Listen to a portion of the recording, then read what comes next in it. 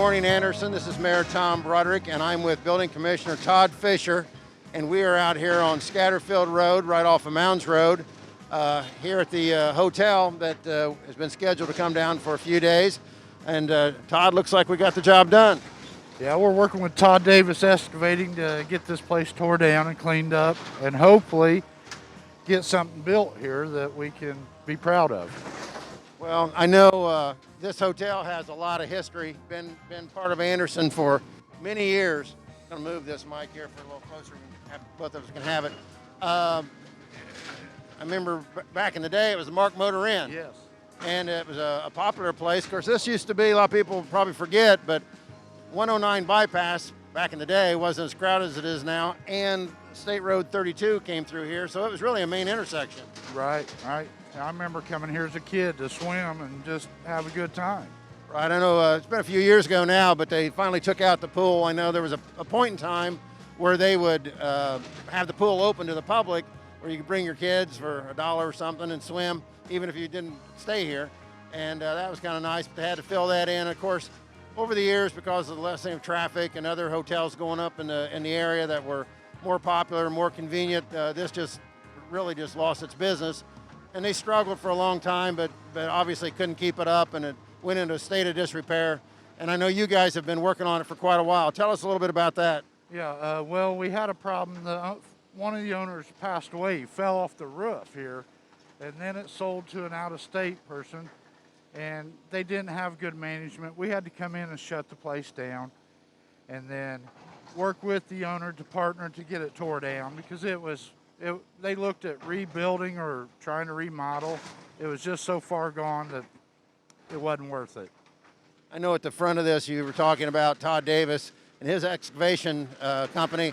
They do a lot of work for us. They do a great job. Yes. I don't have to worry about Todd. He's not one I have to watch. But we have so much demolition, we're trying to work all the demo contractors. We have a second one this afternoon on a fire job. So we're trying to be proactive when something happens. Well, now I know a lot of people. I know there was a brief period of time where some folks had come in and basically were squatting inside the property. And when you guys came in and closed it up, I know we had, there was just a handful of folks, but we did have them move. And the police department helped us and made sure it was safe and boarded it up. Yeah, it became a problem. People were staying here not paying. It was dangerous. Before it got burnt down, I wanted to get them out and we did have a little fire in the corner. That's what really got us going to get the people out. Well, once you got it boarded up, I think there's been a little bit of vandalism since, but I know today, just for everybody can rest comfortable, you guys did go through and do another sweep to make sure there wasn't anybody else in the building. Yeah, we didn't find anybody in the building. And as I understand, you guys went around, knocked on all the doors? All the doors, tried to make entry everywhere we could.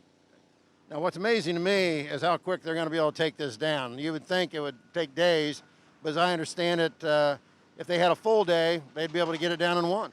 Yes, he could drop it in one, but we still have a gas meter we're working on, and then we have that second demo today because Davis is the contractor on that. And you said that was a fire, so that was some form of burnout, and it's sitting there empty, and we're getting ready to take it down. Yes, it's not savable, and it was a vacant home. So there's no one to take care of it. The lady has cancer that did own it, so we're going to help her and take it down. Well, I know last year we talked quite a bit about the last 3.5 years or so, and a lot of the properties we've been able to take down through our blight program and through our demolition programs. And obviously this year we started off, first thing you know, we were hit with COVID. Yes, but we're still been working and trying to get the demos done. We have 14 they're doing inspections on today.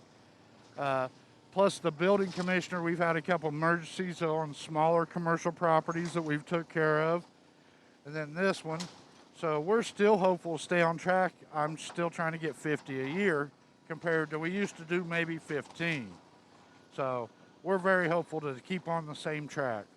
And I know the last 3 or 4 years we kept hearing that the blight elimination money, which is a program that we get funds from through the federal government, was going to go away, but each year they renew it. And I'm hoping again this year with COVID and everything, they'll do that again. But we are on track to use that money yet this year. Yes.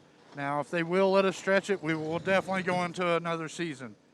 But if not, we're going to stretch our funds to do as much as we can.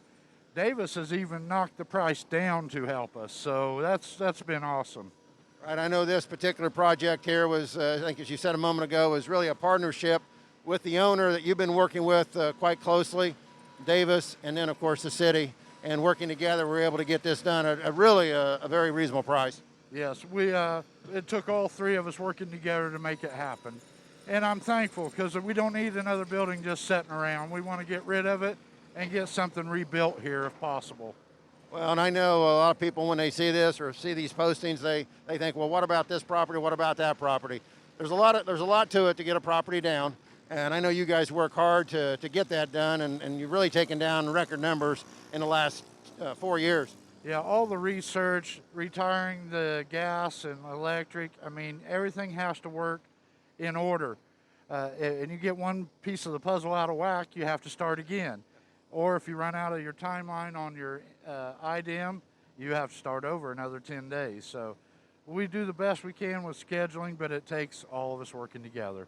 Well, Todd, I appreciate everything you guys do. You do a great job. Appreciate it. Keep it going. Thank you, folks.